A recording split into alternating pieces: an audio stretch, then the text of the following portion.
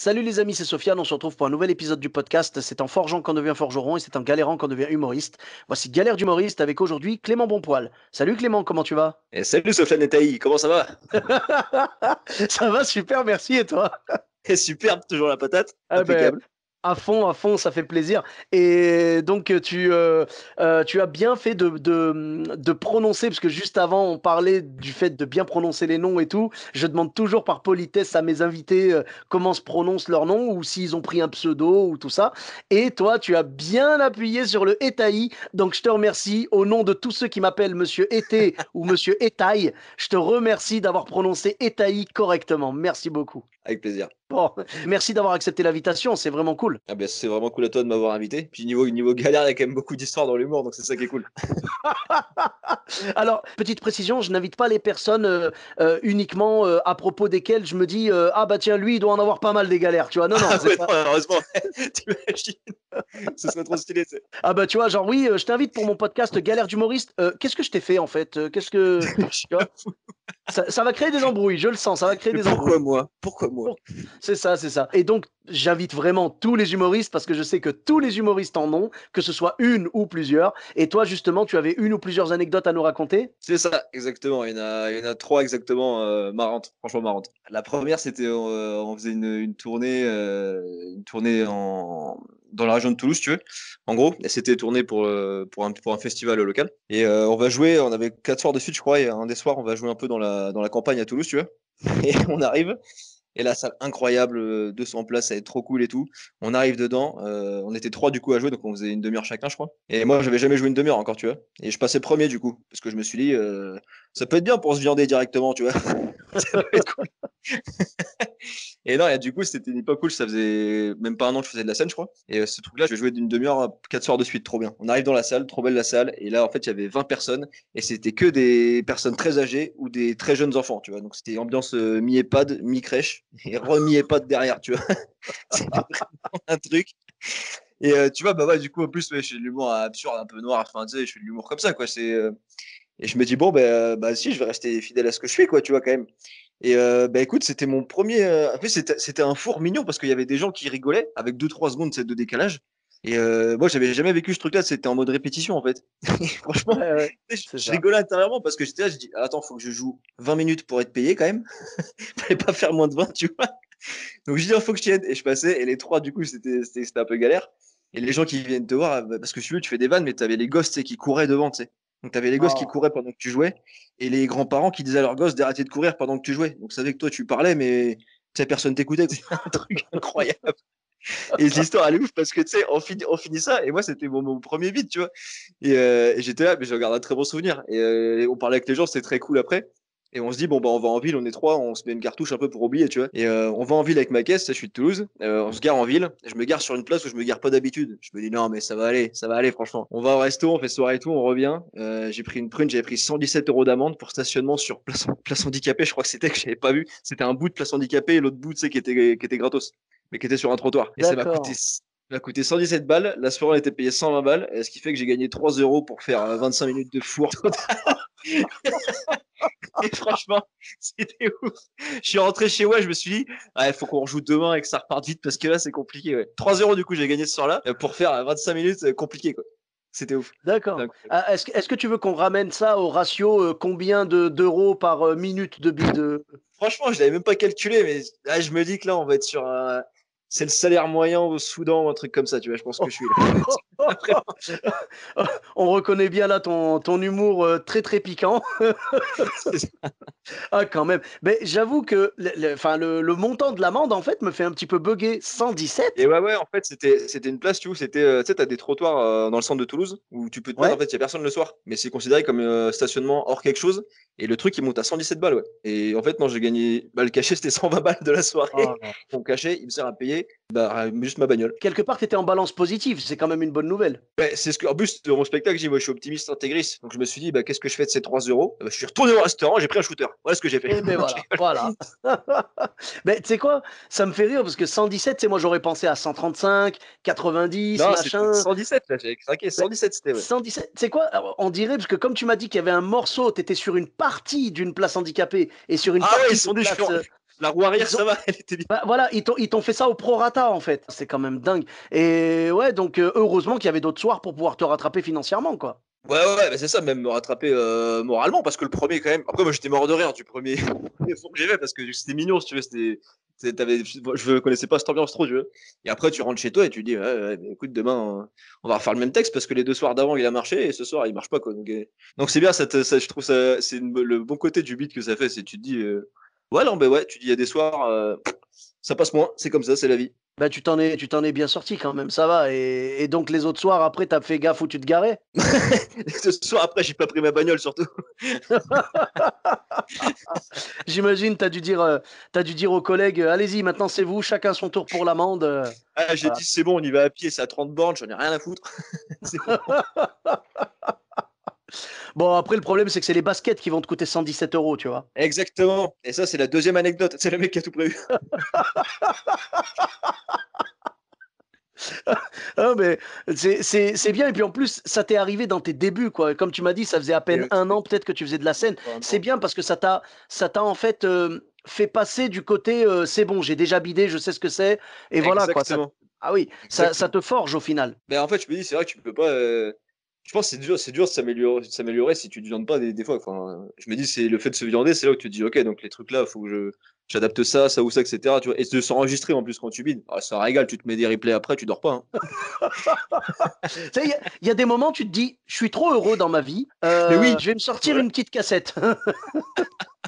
Bah écoute, moi j'ai une petite compile, et voilà, j'ai quelques insomnies de prévues, là, bah, je sais quoi faire. J'imagine la jaquette du CD avec toi, avec un micro, tu sais, les meilleurs beats de Clément Bonpoil, volume 3. Ah, de ouf. J'adore. Bon, ben, chers auditeurs, hein, vous saurez quoi offrir à, à vos, à vos collègues et à vos Grave. amis pour Noël. Voilà, en plus d'ailleurs, bah oui, c'est bientôt, ce sera bientôt Noël au moment où le podcast sortira. Donc vraiment, c'est un cadeau au top. Je vous le conseille, vraiment. Exactement. Et Euh, c'est 117 et euros le DVD, du coup. Je me ah rembourse, hein. bah, franchement, je t'en aurais tellement voulu si tu avais mis un prix différent. 117 euros, ça devient ton, comment dire, ça devient ton chiffre fétiche maintenant, tu vois. Oui, voilà. D'ailleurs, j'imagine que tu as vu tous les OSS 117. Et j'avais jamais fait gaffe que c'est. Mais ouais, bah tu sais quoi, je vais me les remettre juste après, du coup. Très Pas bien de vu, souci, très bien vu. avec plaisir. Et avant d'écouter la compile de tes meilleurs bids, et je te rassure, il y a quelques volumes aussi de mon côté, hein, euh, On se fera une soirée mais projection tous les deux, t'inquiète. oh, Un on fait marathon. ça. Je ramène les CD, tu ramènes la Gendas. Allez, ça va être chaud. On fait comme ça. Mais avant d'écouter ces fameux CD, je te propose du coup d'écouter ta deuxième anecdote. Donc, il t'est arrivé un truc un peu dans le même style ou c'était complètement différent? Bah ouais, non, c'était cool. Pour le coup, ça s'était bien passé, mais en fait, c'était la première fois. Pareil, c'était ma 5e scène, je crois. C'était un concours aussi à Toulouse. Et en fait, c'était pendant la soirée, tu sais, on était 12 à passer, je crois. Et je passais 6e. Et les 5 premiers, il y avait un mec dans la salle qui était complètement bourré et qui faisait que gueuler, mais vraiment que gueuler très fort, tu vois. Et bah, les gens lui disent de se taire, tout machin, etc. Et à ce moment-là, il y a la sécurité qui n'était pas encore arrivée, tu vois. Et mais devine quoi, pendant mon passage, il se lève, il se met à gueuler. Je crois que c'était semi-chanson de paillarde, semi-insulte. Bah, tu as compris pour qui il votait, quoi. Et du coup, bah, la sécurité rentre dans la salle. Et ça, c'était un truc où t'as les gradins qui montent. Donc t'es en bas, en fait, sur scène. Et le mec, du coup, bah, ils l'ont sorti par là. Donc il est passé sur scène et tout. Et j'avais dû faire croire, quoi. J'ai dit, ouais, c'est un ancien collègue. On était en duo. Bah, il a un peu mal tourné et tout, machin. Et j'avais, qu'est-ce que vous voulez que je dise? Genre, c'était ouf. C'est quand même fort de ta part d'avoir Ah improvisé bah ouais. là-dessus, quoi. Bah ouais, je me disais, et le pire, c'est que du coup, en fait, le sketch se passait cool jusque-là. Et le fait qu'il a interrompu le truc, ça a duré 4-5 minutes, tu vois, et qu'il le sorte et tout. Et à la reprise, bah là, par contre, en disant ça, etc., les gens, du coup, trop cool en plus d'un coup, tu vois. Genre, je crois, putain, n'importe quoi, je pense que ça passait, tu vois. J'ai eu peur, je croyais que tu allais me dire, malgré le fait que ça se soit bien passé avant, quand le gars ils l'ont sorti, ça a refroidi l'ambiance et j'allais te dire, Non. les gens ont pas été cool parce que tu as même joué là-dessus, t'as pas perdu tes moyens et tout, donc Non, ouais, du coup, je me suis dit. Mais en fait, c'était la première fois, pareil, que, bah, déjà, en fait, au tout début, moi, j'avais quand même pas mal peur, tu sais, des trous de mémoire, tu sais. Sur un sketch de 10 minutes, ouais, c'est vrai que tu peux l'avoir et tout. Et ce passage-là, en plus, j'avais changé des trucs, genre 2 minutes avant, super idée. Et du coup, le mec, il le descendait et tout, je me suis dit, mais comment je fais pour retrouver le texte après? Et c'est là, en fait, que j'ai capté un peu comment tu rattrapes un trou de mémoire, tu vois. ouais, ouais, ouais. Ben franchement, en tout cas, grand classique, hein, le coup du trou de mémoire et surtout le coup du juste avant de monter sur scène, dire attends, faut pas que je dise ça, faut que je dise ça. Et là, ben, sur scène, c'est impossible de s'en souvenir parce que t'es pas du tout dans les conditions pour imprégner ce changement, tu vois, que ton esprit en soit imprégné, quoi. Ah C'est ouais. Ah non, mais c'est normal. Donc vraiment, bravo. Là, j'estime que t'as vraiment géré. C'était un concours, c'est ça, ouais? Bah, c'est le concours, du coup, c'était le concours du Printemps du Rire à Toulouse, c'était super cool. Et du Mhm. coup, la tournée, c'était avec eux après aussi. Donc, c'est vrai que les 2 premières anecdotes, c'est avec eux. Donc, c'était trop incroyable, quoi. C'est vraiment, tu Ah, fais le c'est concours et après, sympa. tu fais ça. Et du coup, ouais, franchement, c'était grave cool. Mais le fait d'avoir un mec alcoolique dans la salle, c'est vrai, parce que normalement, enfin, j'ai vu déjà que ce mec-là, en soirée, il pourrait boire plus que moi. Donc, déjà, j'avais du respect pour lui, tu vois. Et non, mais ça, je me dis, du coup, s'il y a des gens qui écoutent, si vous êtes bourré, venez pas voir le spectacle. Ou soyez bourré silencieux. C'est cool. Bah, avec les bourrés silencieux, le problème après derrière, c'est les ronflements, tu vois. C'est ça le. Oh, t'imagines? Mais ça, je sais, ça m'arrivera sûrement. T'imagines, t'as un mec dans ta salle qui ronfle. Franchement, des gens qui s'endorment, il y en a déjà eu plein, plein, plein. Pas, je parle pas de mon spectacle spécialement, mais je veux dire, dans les spectacles en général, des gens qui s'endorment parce que fatigués, hein, c'est même pas parce que le spectacle est pas bon, mais des gens qui s'endorment, il y en a tellement. Ça arrive tout le temps. Mais ça, c'est ouf ça, quand ça arrive. Mais quand tu t'en rends compte quand t'es sur scène, je pense que du coup, tu dois être en fou rire interne. Bah oui, oui. Après, si c'est un ronflement que les autres entendent à peine ou n'entendent pas, il faut pas que tu l'adresses le truc parce que sinon ça va troubler un peu l'ambiance. Par contre, si c'est Oui. vraiment quelque chose qui dérange toute la salle, tu es obligé d'intervenir dessus, tu vois. Je pense que ça doit arriver régulièrement dans les scènes comme le 1 heure du matin du Paname, tu vois. Ah euh, oui, c'est où vrai que le t'as mec que des gens bourrés, parce qu'il faut dire ce qui est, hein, l'alcool, ouais, ça les aide à bien s'endormir et bien ronfler pendant le truc, tu vois. Et c'est compliqué, quoi. C'est compliqué, vraiment. Ah, c'est vénère. Mais non, mais c'est ouf. Mais du coup, on peut écrire une thèse sur les ronflements pendant le spectacle, si tu veux. Bah, t'inquiète pas. Bah, tu sais quoi, moi je fais partie de la team ronflement, mais en dehors du spectacle. J'évite de ronfler sur scène. T'as du respect, Sofiane, ça fait trop plaisir. Bah, c'est quand même le minimum, tu vois. Les gens sont venus te voir, attends au moins d'être dans la loge pour t'endormir, tu vois. Exactement. Exactement. C'est ça, c'est ça. Bah, il y en a beaucoup qui n'ont pas ce respect-là pour nous. Alors après, quand quelqu'un s'endort, c'est une chose, mais quand quelqu'un met le bazar comme ça t'est arrivé toi avec ce mec-là qui s'est levé et en plus il a bien attendu ton passage à toi, quoi. En fait, j'ai ça, je fais. Non, mais attends, franchement, déjà, je m'appelle Bon Poil, donc moi, Dame Nature, elle m'a chié dessus, tu vois. Et en plus, je fais de l'humour, et en plus, il y a un mec bourré pendant mon passage, à moi spécialement. J'étais là, mais attends, mais quand même, qu'est-ce que j'ai fait? Qu'est-ce que j'ai fait, franchement? Bon. Alors maintenant, les auditeurs et moi, nous attendons que tu nous révèles le nom de l'humoriste qui te l'a envoyé. Ah oui, c'est vrai. Mais d'ailleurs, il s'appelait Sofiane et était, pas Etaille, était. Oui, d'accord, oui, oui, c'est mon alter C'est son ego. jumeau maléfique, voilà.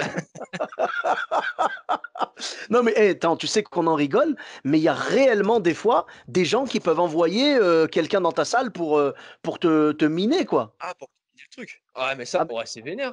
Ah ouais, mais non, mais remarque, oui, ça peut. Oui, remarque, oui, vu le milieu. Oui, peut-être, vu le milieu. Peut-être, peut-être. après, Ça ça peut doit être assez arriver. marginal. Ça doit être assez marginal. Mais je pense, je suis même persuadé que c'est déjà arrivé que des humoristes ou des agents ou je sais pas quoi envoient quelqu'un dans la salle d'un humoriste ou d'un Ah, pour chanteur les. ou j'en sais rien pour le saboter, quoi. Ah, mais s'il faut, c'était ça. Mais dommage, Bah parce oui. que moi, je suis personne, donc il sabote personne, c'est con. Du coup. Mais en fait, c'est ça, les mecs de la sécurité, c'était pas des gars de la sécurité, c'était les gars qui travaillaient avec la personne qui te l'a envoyé. Genre, allez-y, récupérez-le, c'est bon, ça sert à rien, les efforts déployés sont pas à la hauteur du gain, tu vois, c'est même pas la peine. Par contre, méfie-toi, si jamais tu commences à percer, il y a des chances que le mec repointe le bout de sa bouteille. Eh, tu te rappelles? Non. Non, non.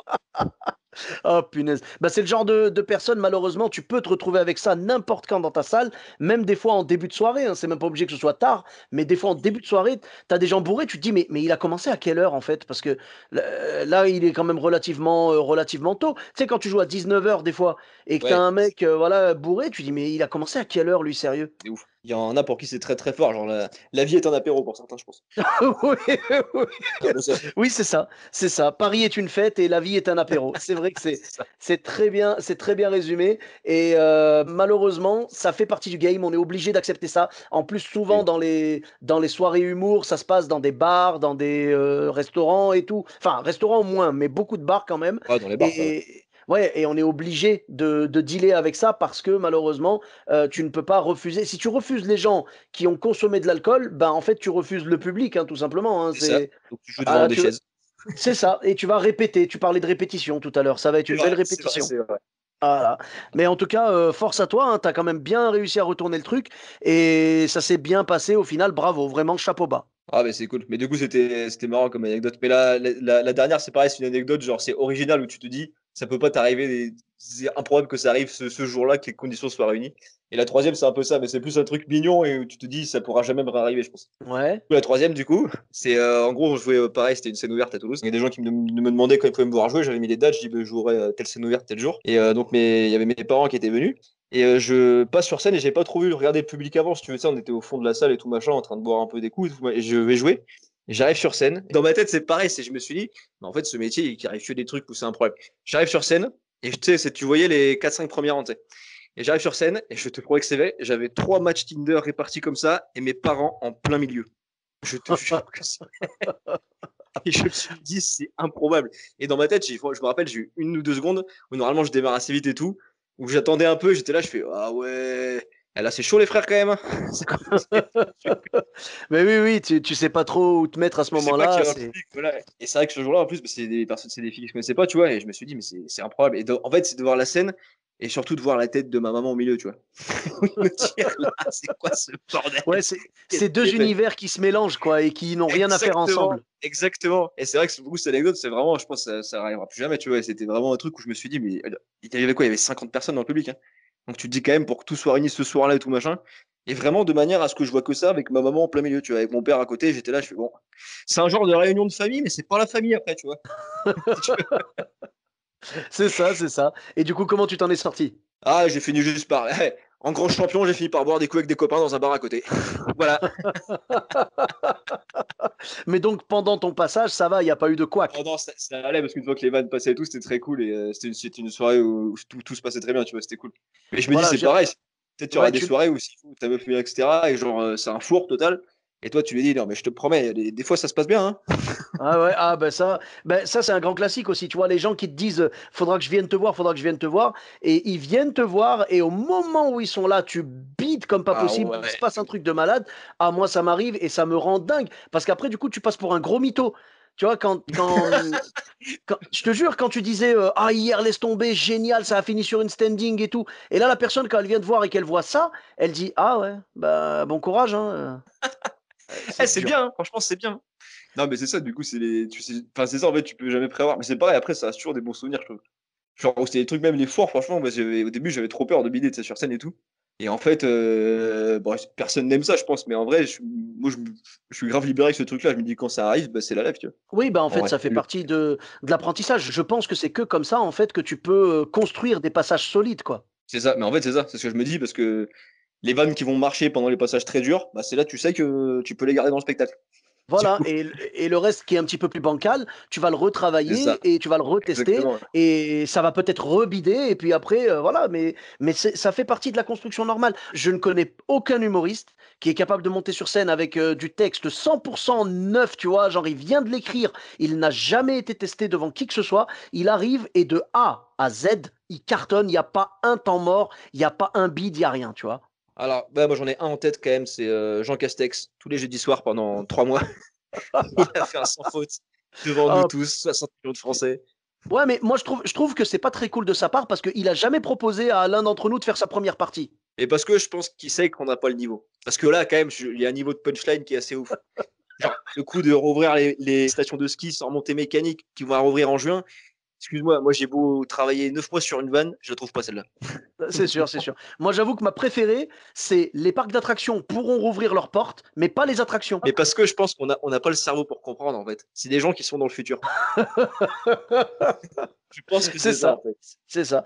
Bah écoute, en même temps, on va dire des stations de ski sans remontée mécanique ou des parcs d'attractions sans attractions, quelque part, de la part d'un gouvernement sans bonnes idées, ça se tient, hein. Ouais, ben, je suis complètement d'accord. Voilà, J'adore. voilà. Ah, vivement qu'on fasse des scènes ensemble, Sofiane.